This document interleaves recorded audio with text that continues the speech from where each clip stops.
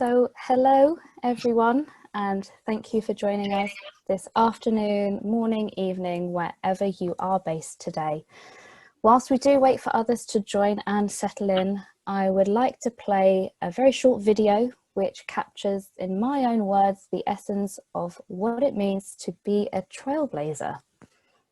The Trailblazers, the agitators, the creators, the visionaries, those that dare to be different. When the world stands still, trailblazers engage with curious minds and bold ideas. They embrace change.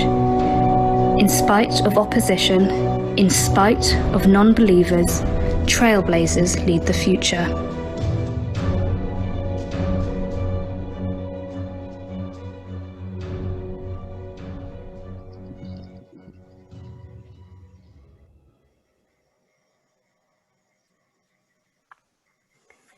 So it is in times like these that trailblazers really do come to the fore and challenge the status quo. And it is one of the motivating reasons that we are here today to talk about the experiential hotelier.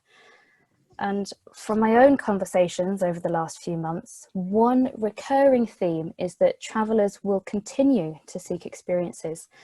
What this might look like and how this could shape the future of hospitality is something that we are going to delve into today.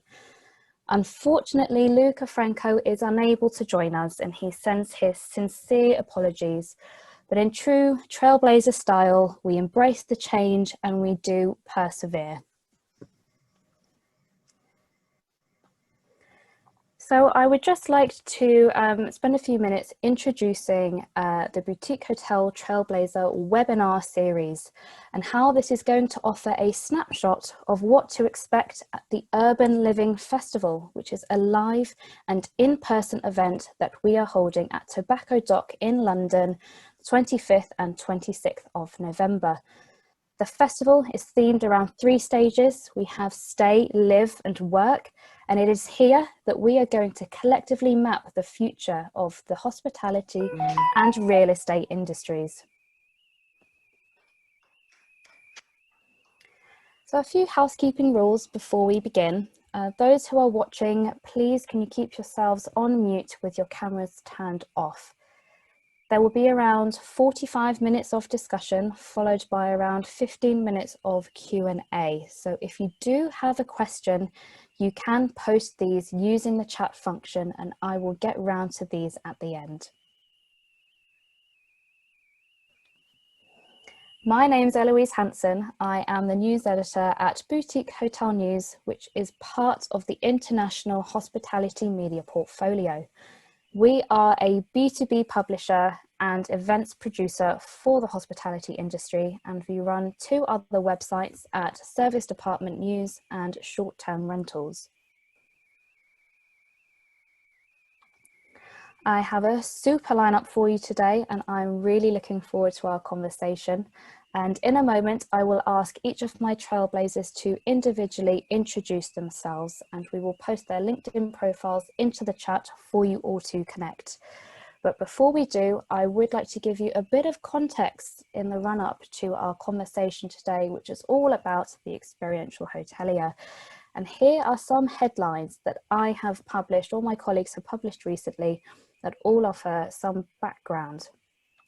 In the top right-hand corner, we have a story here on a food-themed hotel, which will be particularly relevant as we will be discussing culinary experiences later on in the session. On this slide, we have some more headlines from some other publications, and these range from hotels offering virtual experiences to new concept launches, such as the Flotel Arctic Bath in Sweden and Birch here in the UK. And I'm delighted that we have the trailblazers behind these 2 launches here with us. So why don't we pass on over to hear from them directly? Chris, would you like to introduce yourself first? Thanks, Eloise. I'm Chris Penn. I have a company called Performance Hotels, and I kind of went out on my own 4 years ago, and I built 2 brands, one which is live and one which is under development, which is Steel and Birch. So Steel is about mental and physical performance and using the wellness, fitness and health industry to power experiences for consumers as they travel around the world. That one is still pre-real estate, despite lots and lots of opportunities which have come and gone over the last few years. And then Birch, which is around immersive experiences in an escape outside London. Principally around nature, wellness, arts and food. That, I'm pleased to say, our first one opened 4 weeks ago. So we are just off the back of our opening phase and yeah, right in the middle of it. So nice to have a little break today to do something different than try and evolve what we've created. So nice to see you. Thank you, Chris. And Julia? So I work at Ennismore. I am development director there with a focus on more of the creative F&B side. So yeah, I've been there over 7 years now, working across the portfolio of brands. So Hoxton, Den Eagles, a couple of new brands we're launching. And yeah, I mean, my role kind of involves looking at new sites, doing a bit of deep dive in the cities and neighbourhoods, seeing if they are the right sites for us, which brands need to go in those sites. And then I kind of take that to the next level and develop kind of the F&B concepts. And from that, we'll bring on like partners or do it ourselves. And then the current operating F&B kind of social marketing PR kind of falls underneath me too. So yeah, super varied, exciting role. And Ennismore's, I mean, obviously I drink the Kool-Aid, but Ennismore's a very exciting company to work at. You know, we're in the Fast Company's most innovative companies in the world. So, you know, it's people say you come in the house to retire, but for me, I mean, I'm juggling, spinning plates all the time. But yeah, that's it in a nutshell, really. So all things F&B and is more, if you want to sum it up in one sentence. Thanks, Jules.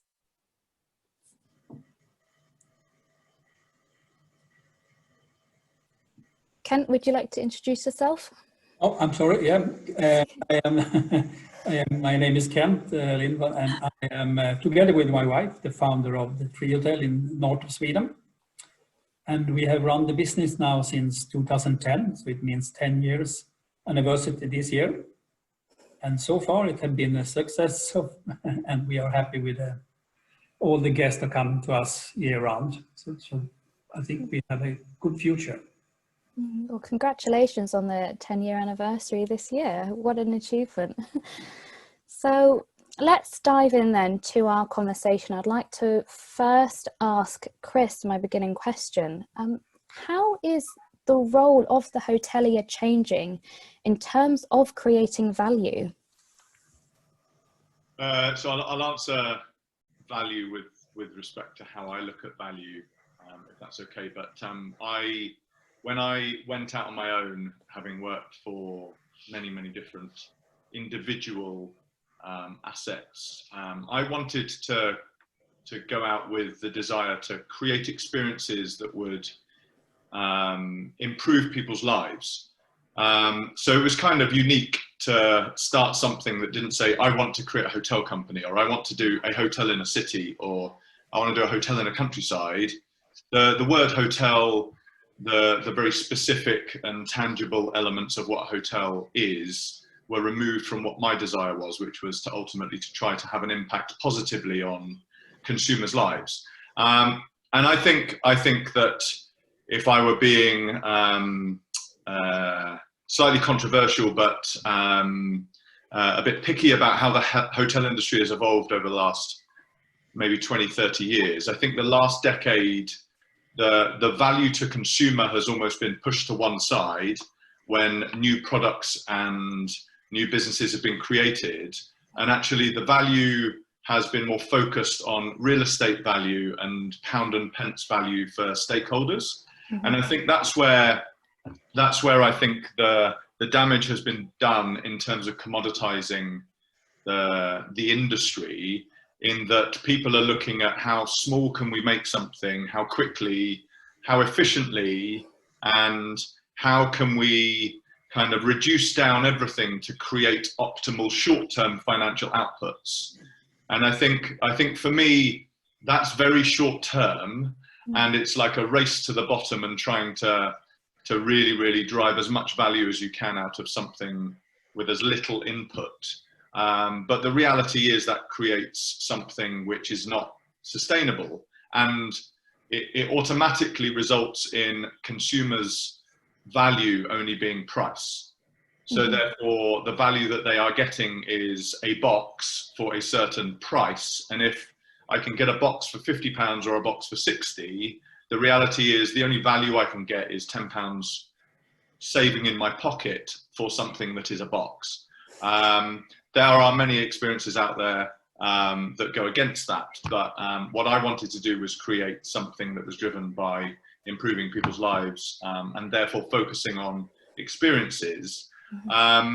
And by doing such, by starting something in such a way and putting consumer and consumer value at the start and putting a load of honesty and generosity into it, actually the result is that the consumer does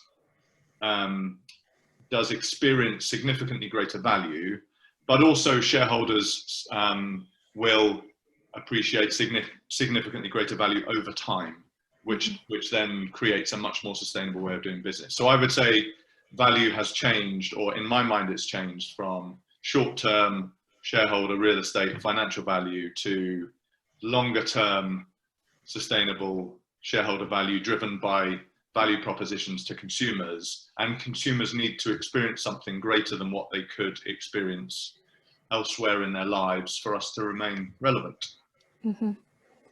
And understanding consumer now has never been more significant or important given the current climate. And Julia, in your own words or in your own advice, what should you consider when you are developing a concept or product to ensure that it is unique and not commoditized? So I think you need to look at kind of every project as an individual, standalone, independent project, even if that might be part of an established brand or a hotel portfolio. Of course, it's good to know kind of what the brand DNA is, but I don't think you should let that limit you in terms of what you create. So, for example, we'll look at a site in a city, and then even before we kind of sign that site, I will go out and do kind of a city insights report, so like a deep dive into that city. So, you know, I meet lots of people. If I don't speak the language, I might work with kind of a researcher on the ground, and then we come away with a report that kind of gives you an overview in terms of politics, wellness, food industry, the competitive market, cultural nuances, trends, and then we really take that insights report and we build what should, in theory, be the perfect hotel for that city, that location, that building. So yeah, I mean, and you know what, sometimes we come away with the city insights report and we've killed the deal based on kind of what we found out, and I think that's quite unique in the industry. I'm not sure, you know, like Chris mentioned, a lot of people kind of race just to get things over the line and kind of get people in, but I think spending and investing that time and energy before you even sign the deal is super important, because yeah, then what you think might be a Hoxton Berlin, actually you find out it's not quite right for the Hoxton, it should be a different brand or whatever that may be. So in terms of, I work for a company that really is quite anti-cookie cutter hotel and really wants to make all of them individual. So, you know, a good example is we've got Hoxton opening in Rome, and it's in a neighbourhood that's surrounded by embassies, lots of big businesses. So we know a lot of our travellers will be the business market, and Rome's quite a traditional, Italy in general is quite a traditional country. So, you know, we're putting B-days in the bathroom, and if I opened a Hoxton hotel in the central London with B-days in the bathroom, people would think I'd lost my mind. The press would have a field day. So it's really kind of looking at those cultural nuances and looking at the target market and the audience and the consumer, and making sure that whatever property or place that you open is suited to that area, that market, that neighbourhood. Otherwise, you know, you just open in a chain of hotels, and that's definitely not our intention with the Hoxton. So yeah, I think that just kind of understanding and gathering as much insights into the area and everything is the best thing you can do. And then I think, you know, choosing partners based on kind of the insights and also based on what's around you. So again, like the art in the rooms, the bed, like we get local illustrators to design the bed sheets. We create a food and drink offering that's unique to every single one of our properties. We don't have any two restaurants the same. Of course, we know that our lobby should be welcoming and it should be accessible, and you know, it should be comfortable. You can stay there all day if you want and drink a tap water. I mean, and work from there all day. So we know that that's what it should be, but we very much know that it needs to be designed like based on whatever's happening in that city, because yeah, we know that if we just import a Hoxton shortage to every single one of these cities, it's not going to work. So I think that's key. And then yeah, we've got lots of different initiatives. So one thing we do is Hox Friends. Every time we open a hotel, we identify however 200 rooms, for example, with 200 Hox Friends in Paris. Each Hox Friends gets to curate the bookshelf in the room and leave a note saying, this is Eloise from the bakery down the road and these are her favourite books, and then she gets to be the first person to sleep in the room, and then she gets a discount code to share with her friends. So it's that kind of power of community and locals that have then kind of created a bit of individuality in the rooms. And you know, some I'm going to be honest, some of the rooms, you know, we don't tend to individually design each room because you just can't do that with 220 rooms. But what you can do is pull in little touches like that, you know, so the bookshelves are all completely different, or you know, the ornaments might be different, or the wallpaper might be completely different in like 4 different rooms. And again, working with local illustrators. So I really think it's for us, we start each project like it's a brand new brand, it's an individual site, it's you know, we've never seen it before, we're creating something based on that market. And like I said, the Hoxton Rome is very much an Italian hotel with a Hoxton twist, whereas the Hoxton Berlin is much more of, you know, a Hoxton brand, because Berlin's very open-minded. It's, you know, it's freelancers, it's you know, they have that amazing visa where you can create businesses and whatnot. So yeah, I guess that's the thing that I would advise, is don't ever just pick up cookie cutter brand standards and think that you can just take that and put it everywhere, because it just won't work. And Kent, I'd like to ask this question to you, please. How, I know Julia just alluded or made reference to design and architecture, but also room counts. I'd like to ask, how can you make a project financially viable with a limited room count, and what role does design and architecture play in this respect? Yeah, I would, when we start, we didn't come from the hotel business, so we didn't understand that. Live on 7 rooms. So that we was lucky with that start. The hotel industry maybe say you have 70, 100 rooms, but we have only 7. But I can say it works very well. But it also, and it's important, very important part is that you have make it with design and architecture, because that's help people to find it also. I mean, people have always traveled to landmarks who are unique design or unique architecture. And we have invited 6 different Scandinavian architects to create each room. And that helps also. I mean, there's something really strong for the brand to have this kind of different room and different approach. And then also, I would say the price is very important. If you put a high price, then you create expectation that this property, this place, this hotel can be something worth to travel to. I mean, don't be afraid of put a high price. And for us, it was necessary. If you have 5 to 7 rooms, you must have a high price. And then you also reach the right group. I mean, the target group from what you from your offer. So I think that's really important. From the beginning, we was very afraid, can we take this money for a room like this? And we find out, yes, we do it. And then it's helped a lot also for the people who come there are looking for this kind of accommodation, this kind of rate they normally pay for a room, yeah. So, and then also, if you do something really out of the box, something really unique, you get the help, because the media love new products, new design products, new concepts. So they help you very strongly to come out on the market, mostly for free. I mean, that's, they contact you and make articles and tea programs and so on. So that's also a way to go, because we are living up in the north in a very small, tiny village.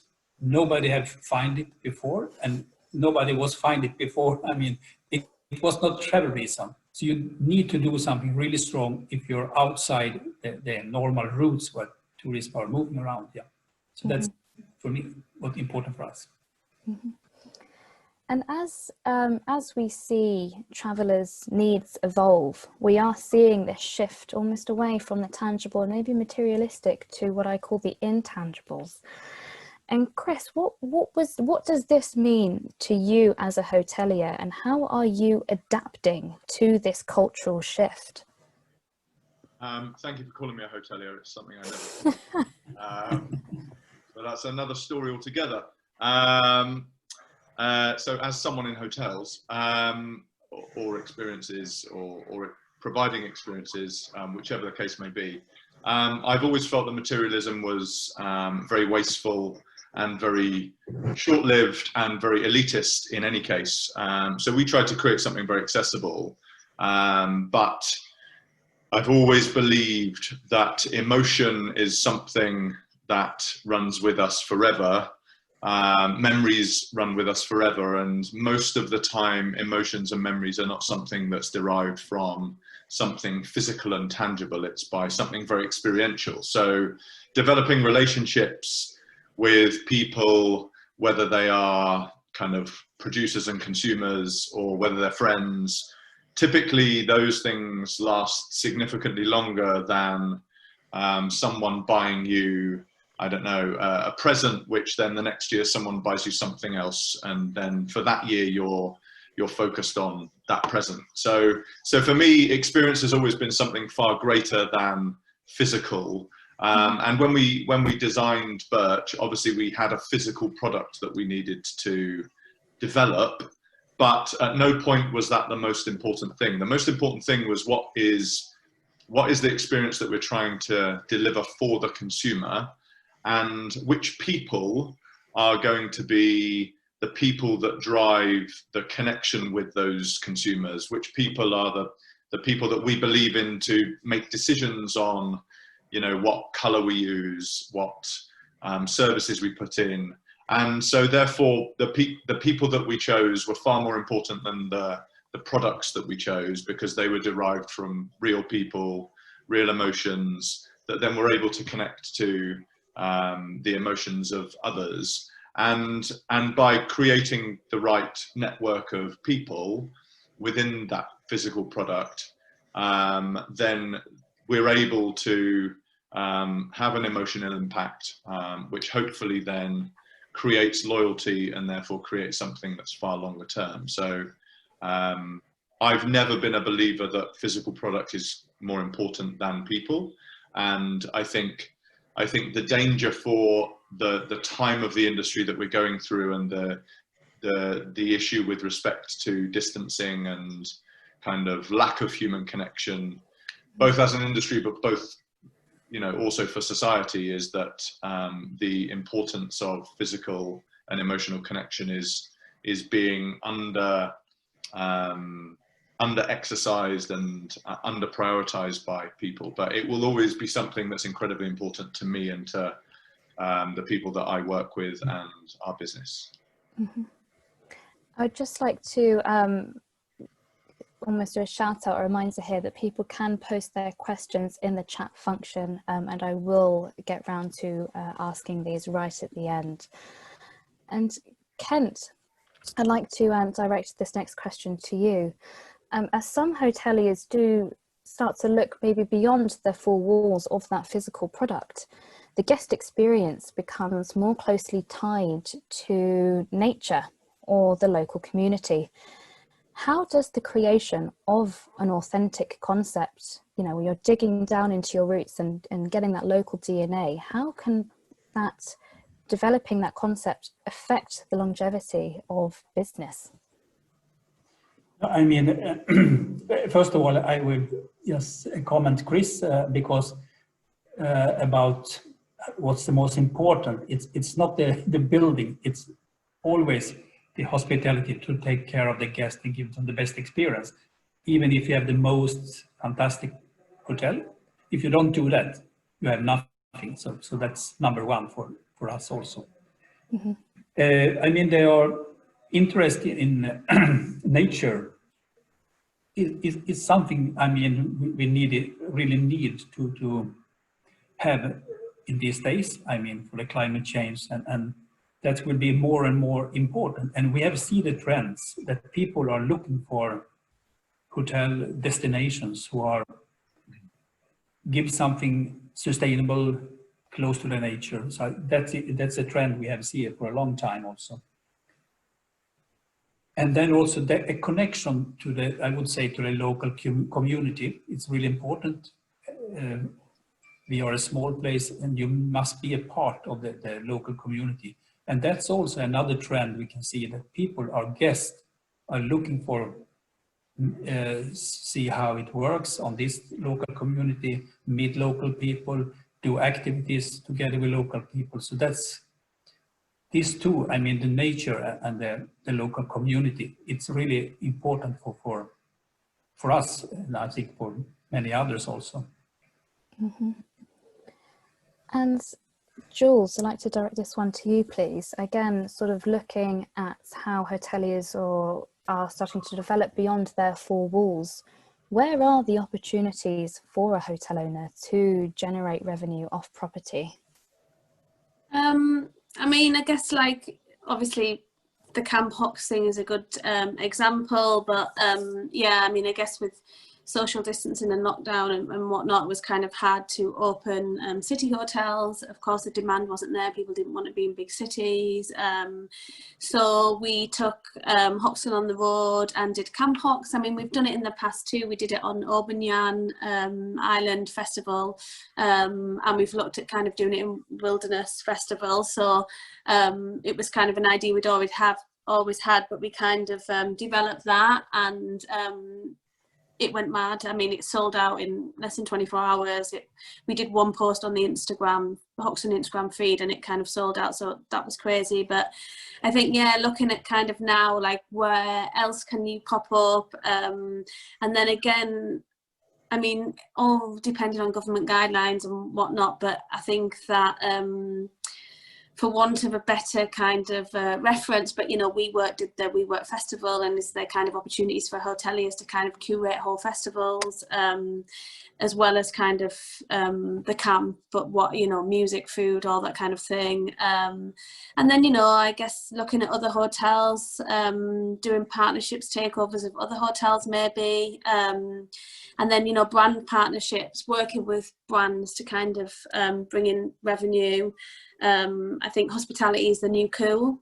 So I think we're quite lucky in some ways. So, you know, there's a lot of booze brands or fashion brands or whoever that might be that are willing to spend a bit of budget on doing something interesting and creative within a hospitality space. You know, you kind of have Hoxton Paris is a great example, but it's been super successful from day one, and you know, they have a captive audience that are in that courtyard all the time, and then we have quite a few spaces that we can utilise for other brands to pop up in. And then merchandise, I think the St. John Condegarten thing last year at Paris Fashion Week made restaurant merchandise cooler than ever before.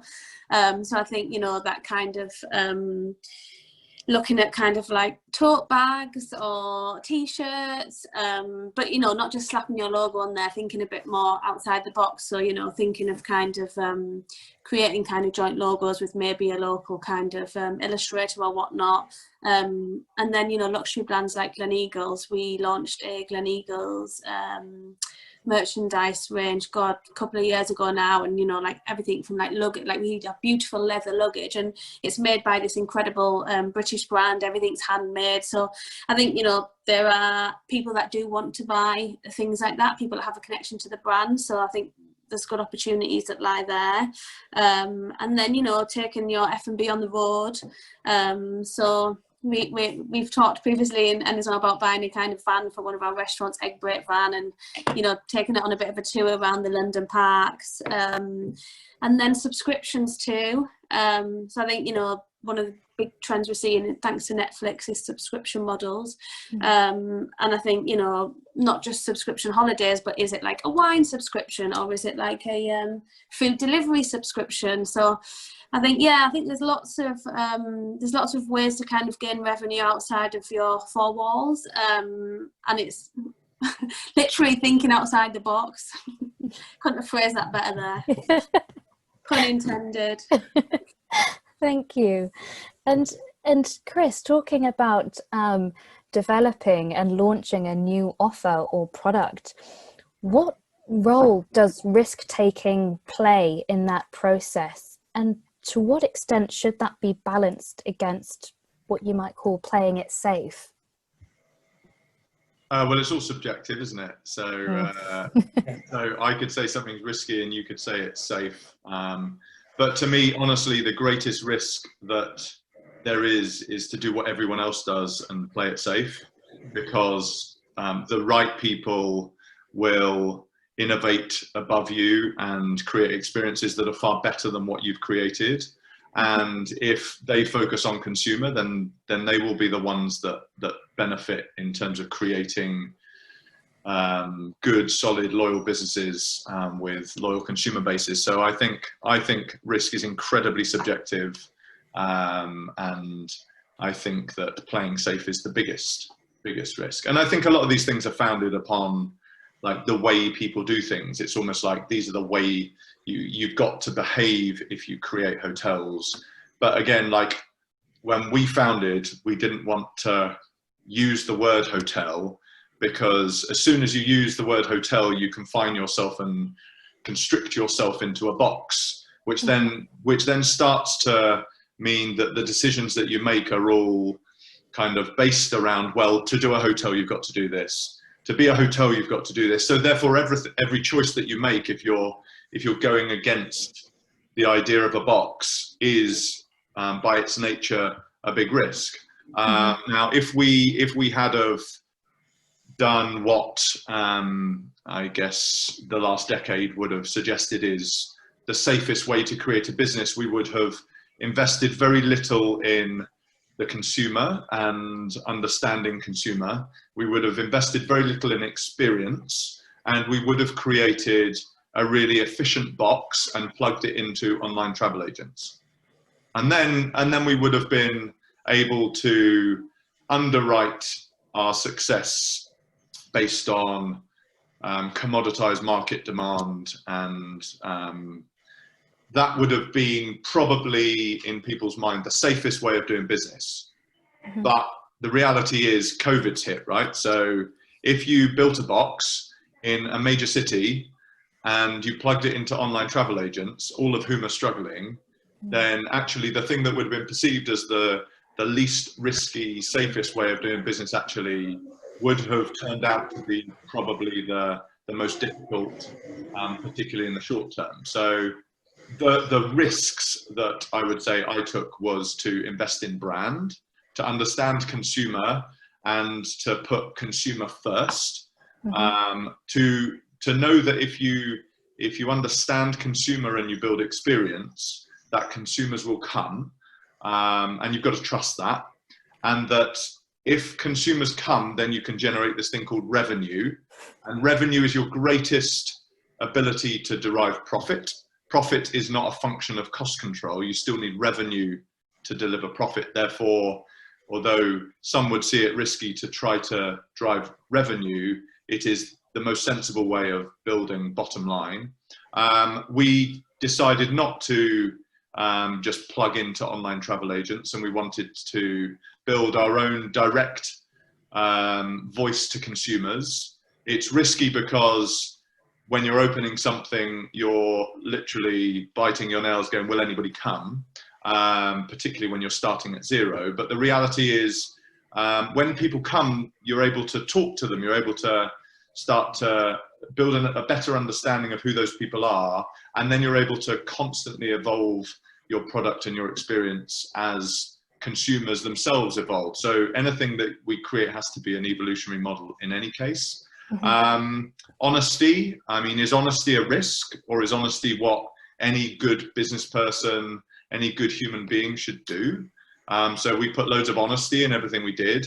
And when I say loads of honesty, I mean we were just honest.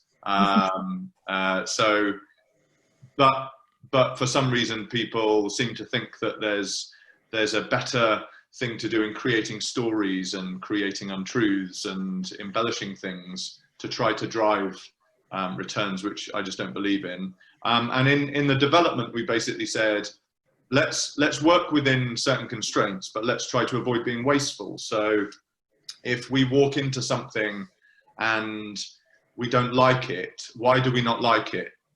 So we don't just throw everything away just because we want everything to be new and beautiful, because actually there's a lot of beauty that can be had in old things that are just repositioned, painted different colors, and given a new lease of life. So all of those things, building experience, brand investment, honesty, no bullshit, investing in people and culture, avoiding waste, are they risks? I don't think so. But also, regardless of that, I think that bravery is one of the best things at challenging impossible, because I think that most of what everybody thinks in life is impossible is fictitious. Well said. And talking about, again, developing concepts, I would like to talk here about F&B, Julia, because in some ways developing an F&B concept can perhaps be perceived as risky, given that there's such a short lifespan of trends in that segment. How do you ensure that culinary experiences remain relevant? I mean, I guess when we're creating them, I mean, from the offset, we never want to create a trendy restaurant as such, because you're hot for a year and then you're gone. So we try to create concepts that we think have longevity too. And whilst we look at trends and filter them back into the concepts, we don't necessarily create a restaurant based on a trend, if that makes sense. And then when we have a successful restaurant like Seabird or whatever in the Hoxton Southwark that is fully booked, we just make sure that, you know, we're not resting on our laurels. We're still doing drink specials, we're still doing food specials, we're still testing things, you know, even if some of them fall flat. As far as I'm concerned, it's better to try and fail than, you know, not try at all. So yeah, we do look at trends though, things on the horizon, and push them back into the business. So like I said earlier about the subscription model, I mean, you can get everything on subscription now, even toilet paper. So we've done this, we just opened a restaurant, Rondo, in the Hoxton Holborn, a partnership with Will Lander from the Woodhead Restaurant Group. So, you know, very much into the wines, and we've created a wine subscription. So just over £1,000 a year, you kind of get like a personalised refill bottle, and then you can go and refill it every day if you want. And it works out an incredible saving. So we've kind of limited them to 10 only, again, to drive a bit of hype around it. So, you know, thinking about that Nando's Black Card and what is the kind of like hyped kind of word of mouth things you can have too. And then, you know, just making sure we're on top of important issues. So sustainability, we know it's not a trend anymore. It's kind of a non-negotiable for lots of people. So again, Rondo, we've got wines on tap, and now we're kind of thinking about what the refill bottles like that we give people to come back and refill. So we're looking at alternatives now. We're looking at one that's actually fully compostable. We're looking at one that's kind of made from third recycled plastic. And then, you know, the wine pouches. And then, you know, pop-ups too. We do them because they create buzz around the restaurants, but also our chefs get to learn from people and expand their kind of contacts and skill set. And then, you know, one of the big things for me is, I mean, obviously I'm a huge fan of eating out and drinking out, but I just want to always make sure that because the Hoxton brand is still quite a young brand, is that all of our restaurants are fun. Like, none of them should be overly serious. So just making sure, you know, that we're reacting to cultural moments, we're creating dishes for Instagram, we're partnering with interesting brands, we're getting kind of our name out there too, like whether or not it's, you know, it's a seabird special on a pizza shop menu in Southwark or whatever that might be. But, you know, just thinking of fun ways, things that make people think twice, might not necessarily drive a massive amount of revenue, but it's just that brand awareness, that surprise, that, oh, the Hoxton's always doing something a little bit different.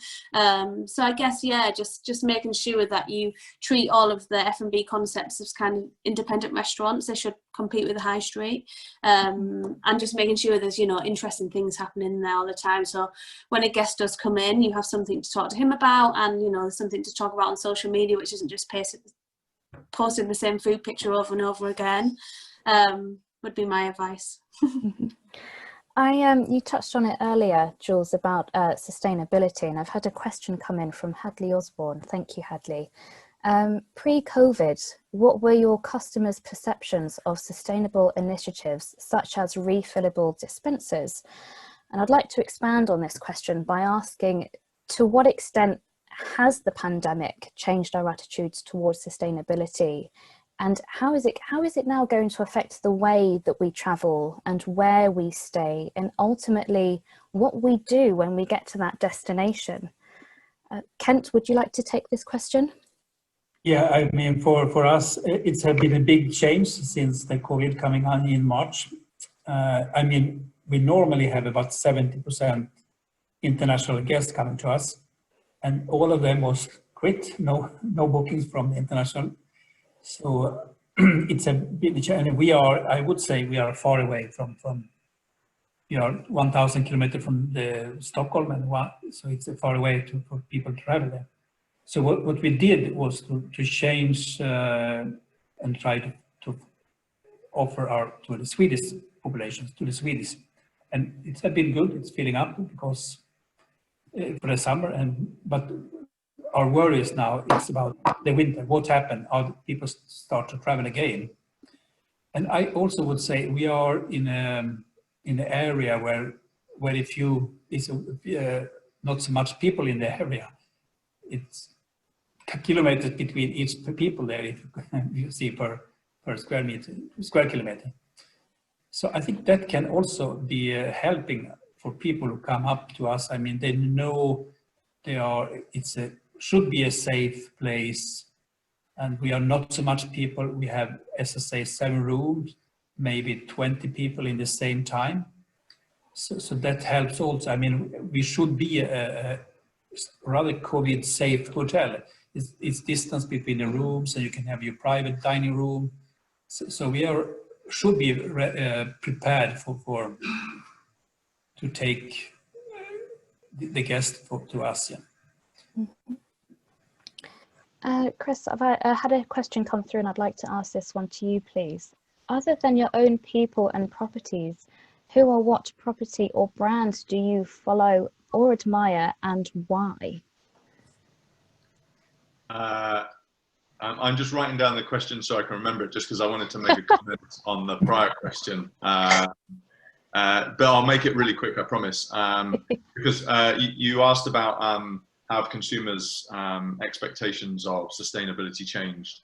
Well, I didn't have consumers pre-COVID, so I can't possibly comment on that. But what I would say I think's happened is that consumers' idea on sustainability conscience has become exacerbated by lockdown and by community and by this idea of greater humanity through COVID.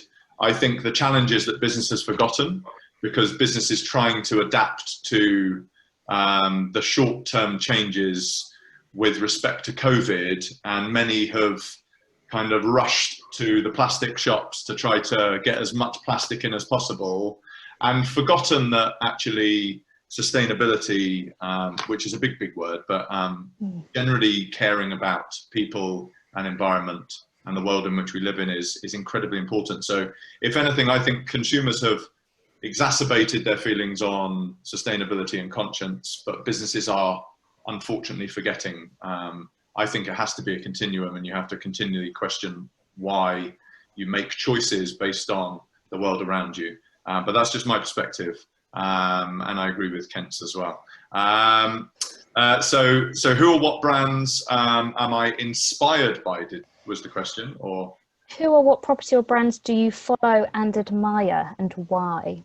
It's interesting. I'm not much of a follower, and that doesn't mean that I don't mean that I'm a leader. I'm not suggesting that I am greater than other businesses, but I tend to live a relatively simple life where I kind of go around and I pay a lot of attention to kind of the way humans interact with each other and things that make them happy. And then I tend to like to try to, in my own way, make people happy. So if I follow something, which I don't do on social media because I'm not on social media, but if I follow something, it's more out of the fact that I've really enjoyed the experience that that product or service has created. And for me, the things that I would be most interested in, although I can't say I follow them, would be the kind of UK festival space, and just the way that that has grown and grown and grown over the years, creating these really exciting experiences, these multifaceted experiences that seem to change and evolve based on modern consumers' lives, and so they always continue to be relevant each year, but they change every year. And so to me, that would be the greatest inspiration / thing that I would follow, although I wouldn't follow them, is just the way that the UK festival industry adapts itself and evolves and seems to always be very relevant in terms of its choice of music, crafts, arts, nature, wellness, and all of the other provisions that it creates. Mm-hmm. And Julia, I'd like to ask this question to you, please. How can you balance offering experiences that resonate deeply with people and appealing to a broad range of potential customers? In terms of curating them, or how do you balance them with? So the question is, how can you balance offering experiences that resonate deeply with people and appealing to a broad range of potential customers? So it's maybe going back to the unique versus commoditization question. Not quite sure what the question means, but I guess it's kind of like we said about festivals, kind of looking at all these different pockets of technology, food, drink, all those kind of different industries, and then looking at kind of if you were curating experiences and events for those industries. I guess that it's just, it's really quite having a tick box, right? If you're curating a series of events, then having a tick box system to make sure that you're covering all bases. But I guess if you're doing it, if you're making them bespoke to a neighbourhood and area, then it would be much more based on kind of what's happening. So if you're in Tech City in Paris, for example, you might have a heavier percentage of tech experiences, events, whatever panels, if that's what you're curating in the hotel. Whereas if you're in the heart of Shoreditch, you might do street food, street art tours.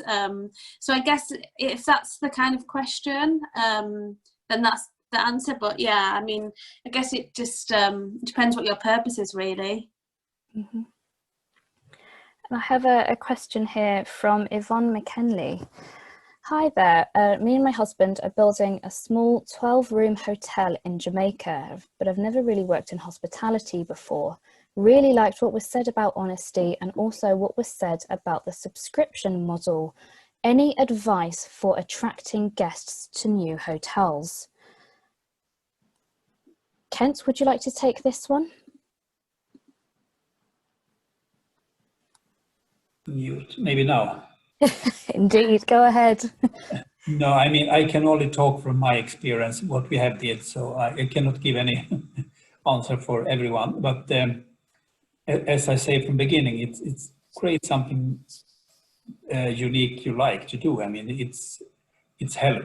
It's better to come to show up for the market and do something with your heart. Do it very, I mean, that's also important. And for us, the main reason was, I mean, I was growing and born and growing up in this era. I want to do something on the place where I live, and find experience and from that place, yeah. And so and use, if you can, design, architecture, it helps also a lot, because that's show your product more interest. And as I say, also the most important is the hospitality, to take care of the guest, to listen to what the guests have to say and learn from that. Mm-hmm. I mean, Chris, you launched Birch only at the beginning of August. So how did you go about attracting those new guests, with it being a completely brand new product?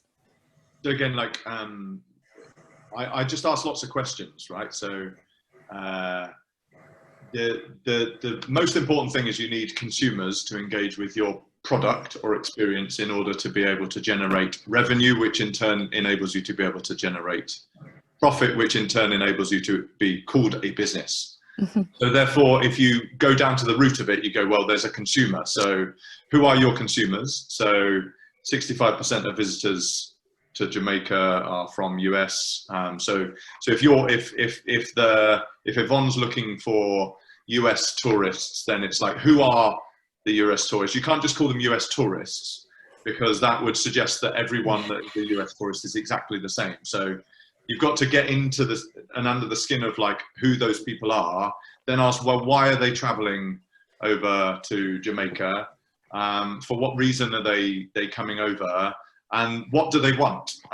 So just asking lots of questions, typically that begin with W, and then trying to create answers that begin with lots of different letters, and then you eventually have you have a business plan which says either do it or don't do it, based on what you read on that bit of paper. So yeah, just consumer, who, what, why, and then yeah. That would be my advice. And I'd like to finish off on one final question, which I'll ask you all.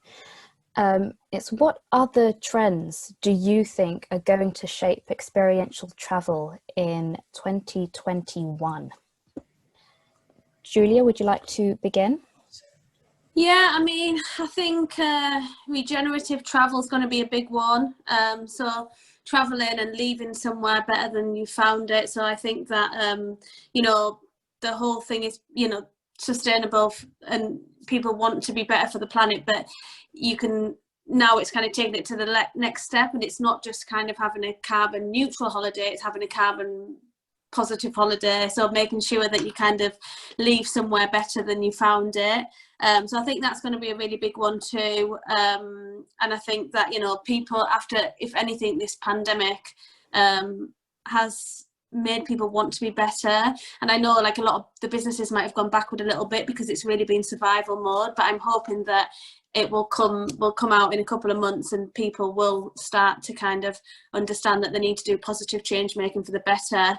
And again, just going back to another point Chris said about honesty and transparency, I think more than ever, customers are going to want brands to be honest and transparent. And, you know, it's not enough to just say that you're doing good, they want to see it too.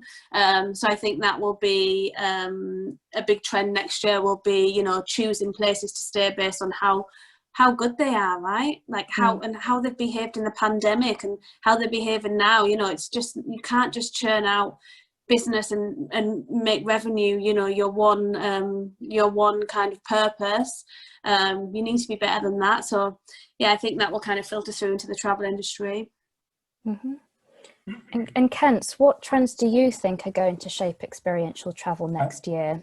I think safe travel, I mean, safety. We have the COVID now, and people are looking after what's going to happen next step, and they want to have a safer, and that means to go to safe places. Some destination can have a problem, some countries also, in the future.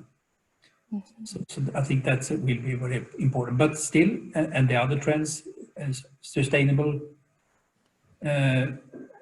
accommodation, that you really show that you have it, and something to talk about when you come home. I mean, that's still, and the same for us also, uniqueness, design, attract people still in the future. Mm-hmm. And Chris, same question to yourself. What trends are going to shape travel next year? I have no idea. If I did, then I guess I'd be able to license it and you know, build some products based around it. But who knows? I mean, if you asked me in March what was going to happen, I certainly wouldn't have said what actually then happened. Something that could be a big trend could be this thing called air travel, which no one does at the moment. But I've got a feeling that at some stage people are going to fly. And there'll be these things called planes that people go on, but whether or not that happens in the next year, I have no idea. But look, I think that, to me, I prefer to avoid trends, and it's more just looking at consumers and what they want. And I think Kent and Jules have spoken about kind of what consumers currently want, and I'm sure that will change in a month, 2 months, 6 months, 12 months, 24 months. And all of the bits in between. So who knows, but I suggest that anybody that wants to kind of stay relevant continues to evolve based on what consumers want rather than what trends they see. Mm-hmm. Thank you. And thank you all so much. Did you want to say something, Kent? Or? No, I just agree with Chris. Yeah, yes, definitely. I mean, we don't really know to 100%, but we understand what have driven the travel before, and it doesn't die out. People still want to go for travel and want to go for holiday, but maybe with new rules around it. Yeah. Mm-hmm. I guess I'm not so worried about the future for the travel industry.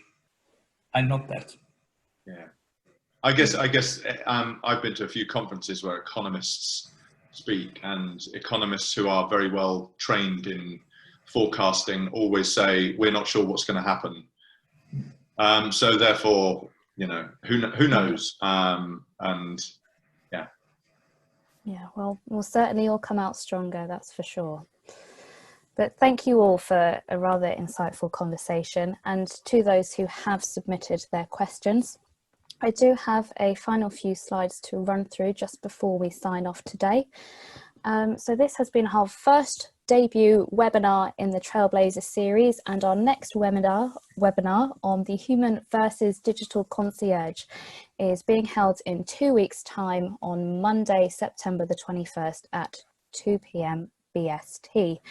The link to register will be posted in the chat, so do please register. It'll be great to see you back here.